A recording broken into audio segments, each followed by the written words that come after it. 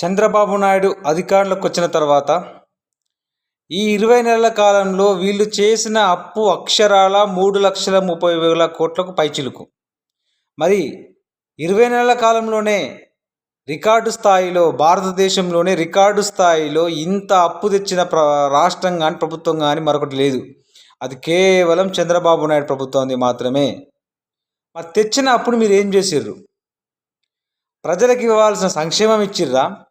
ప్రజలకు చెందాల్సిన అభివృద్ధిని ఇచ్చిర్రా? విద్యా వైద్య వ్యవస్థను ఏమన్నా మార్పు చేసిర్రా? ఏది లేదు. అంటే సంవత్సరానికి ఒక సంక్షేమానికే 1,00,000 కోట్లకు పైగా ఇస్తానని ఆ రోజు ప్రగల్భాలు పలికి ఇప్పటి వరకు 20 నెలల కాలంలో మీరిచ్చిన సంక్షేమం 2,00,000 కోట్లు ఇవ్వాలి దగ్గర ఈ 2 సంవత్సరాలలో. కనీసం మీరు ఇచ్చింది 20,000 కోట్లకు కూడా లేదు. అంటే మీరు ఒక 10% సంక్షేమానికి కూడా ఖర్చు పెట్టలేదు. ఇంకా అభివృద్ధి, స్కూల్స్ ఏమైనా డెవలప్ చేసిర్రా? ఉన్న మెడికల్ కాలేజ్ ఏమన్నా జగన్మోహన్ రెడ్డి గారు కట్టినే కాకుండా ఇంకొక 10 మెడికల్ కాలేజ్ కట్టేది ఉన్నది, అది ఏమైనా కట్టారా? లేదు. మరి ఇంక మీరు ఏం చేశారు? తెచ్చింది మాత్రం 3,30,000 కోట్ల పైచిలుకు.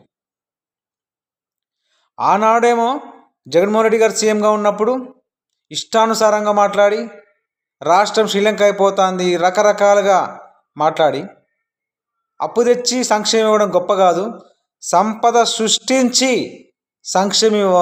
సంక్షేమం ఇవ్వాలని నువ్వు చెప్పినావు. మరి నిజానికి నువ్వు అప్పు తెచ్చినావు? జగన్మోహన్ రెడ్డి గారు అప్పు తెచ్చినా దాన్ని తీసుకొచ్చి సంక్షేమాన్ని అభివృద్ధికి ఇచ్చి ప్రజల యొక్క కొనుగోలు శక్తి పెంచిండు. అందుకే ఆనాడు జీడిపి, జిఎస్టీ నెంబర్ 1 పొజిషన్లో ఉన్నాయి. మరి ఈరోజు తలసరి ఆదాయంలో రాష్ట్ర పరిస్థితి ఏంటి? ఎక్కడనో చిట్ట చివరన ఉన్నది. అంటే పరిపాలన అంతా గాలికి వదిలేసి అడ్డమైన విష ప్రచారాలు చేస్తూ ప్రజలను మొత్తం పట్టించుకోకుండా మీ కూటమి నాయకుల కార్యకర్తల బాగోగులు చూసుకుంటూ ఏదో గొప్పతనం చేస్తున్నట్టు ఫోటోలకు ఫోజులు ఇవ్వడం తప్పిస్తే మీరు 20 నెలల కాలంలో చేసింది శూన్యం అంటే శూన్యం.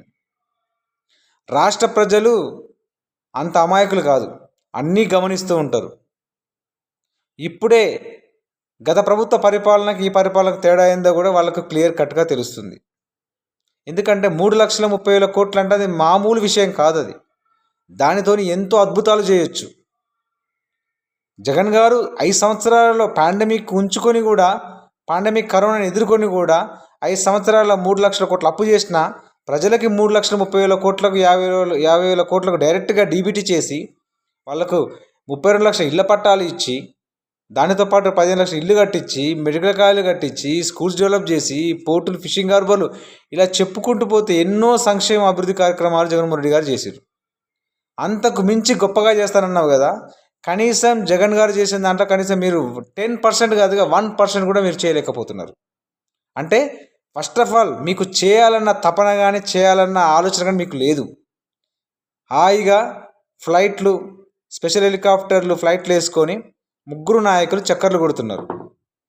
దీని ద్వారా రాష్ట్ర యొక్క ఖజానాను మొత్తం లూటీ చేస్తున్నారు తప్పిస్తే మీరు ప్రజలకు ఒరగబెట్టింది ఏమీ లేదు.